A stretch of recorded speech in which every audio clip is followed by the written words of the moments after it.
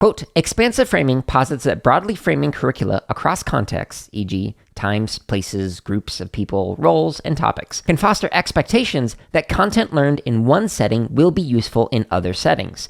The theory advocates for the importance of interleaving contextual features to promote transfer between the context. Additionally, framing expansively promotes student creation of and authorship in their own learning. This authorship requires students to draw upon their relevant prior knowledge, holds them accountable for their own learning, and portrays learners as independent knowledge generators in response to new problems. End quote. This is from page 2 of the PDF. So this idea relates to a lot of the prior discussions on the siloing nature that tends to happen in schools. So schools tend to silo off things into, we're only going to talk about mathematics in a mathematics class, and we're only going to talk about science in a science class, but we don't talk about how the two can kind of collaborate or work together to solve different kinds of problems or explore different topics. So an expansive framing in those two particular areas might look at science from a mathematics perspective, and then look at mathematics from a science perspective.